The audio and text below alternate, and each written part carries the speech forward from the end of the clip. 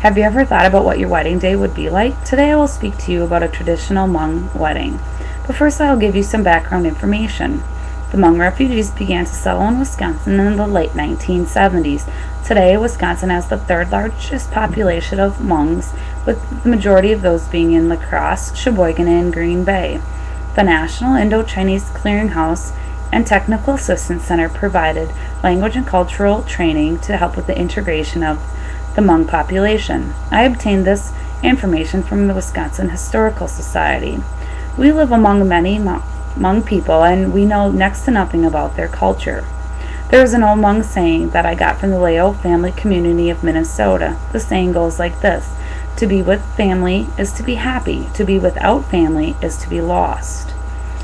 If you are like me and don't know much about the Hmong culture, when I'm finished today, you will have a better understanding of how the Hmongs celebrate a wedding.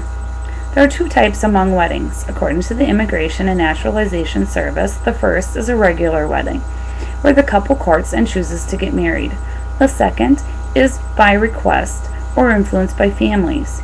Americans would consider this second type an arranged marriage. Both here in America and in Laos, a man can have more than one wife.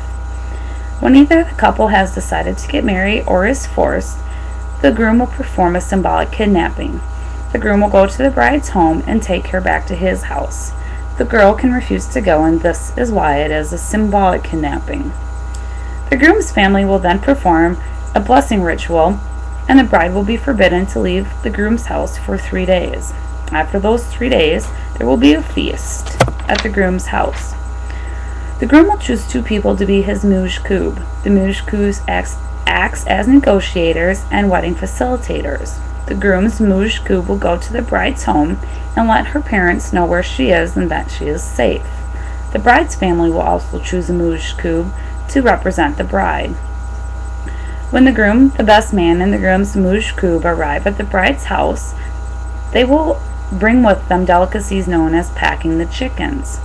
The best man and groom must bow on their hands and knees to the father and mother of the bride, and then again to each member of her family. Next, the groom's muj koob will bow to the bride's muj koob. They will then sit at a table and begin the bride price negotiation. The bride price is not meant to show ownership of the bride, but instead to show how important she will be and how much she will be cherished. During negotiations, the bride's family members, the women, will prepare a feast and serve it. The women will be allowed to listen in on the negotiations, but will not be allowed to sit at the table. The wedding will eventually take place at the bride's home. The wedding party consists of the best man, the bridesmaid, the bride and groom's muj koob, the bride and groom's designated parent, the bride and groom's designated brother, an elder who will oversee the wedding ceremony, and of course the bride and groom. Unlike in America, the bride and groom are not the center of attention. According to the Immigration Naturalization Service, the groom's role is deemed more demanding, as he must take an oath of his love in front of the bride's parents and family. For a bridesmaid, there are two roles. She must stay with the bride at all times to prevent the bride from having any contact with an ex-boyfriend. Also, she must make sure that the bride's mother is unable to speak to her. The fear here is that the bride's mother will speak to her daughter and change her mind about the wedding. The best man's role is to be an assistant to the wedding rituals. During the wedding ceremony, the wedding party can become extremely close. They will sing songs together. An example of this is when the wedding party arrives at the bride's home, they will sing a song to ask the bride's parents to open the door. They will also sing a song while setting up the negotiating table. Drinking plays an extremely important role in the wedding ceremony. At any time, a member of the negotiating table or brother of the bride may demand that the groom drink. If the groom is unable to finish a drink or drink a drink at all, he must find somebody to do it for him. The person he finds to do it for him can also demand that the groom drink as well. Family and friends will give gifts. The gifts will be recorded, and the couple will thank people for giving gifts. Monetary gifts will be divided up between the wedding parties to show their appreciation for the participation in the wedding ceremony. After the ceremony, the bride and groom will return to the groom's home. The bride's family will say their goodbyes and send her on her way with gifts and 3 changes of clothes. Once the couple gets to the groom's house, another feast will be prepared. The father of the groom or another elder will perform a welcoming ritual. This is meant to transfer the bride's allegiance from her family to the groom's.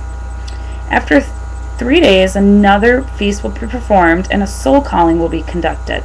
This ritual is meant to welcome the new arrival, and now the bride is considered a wife.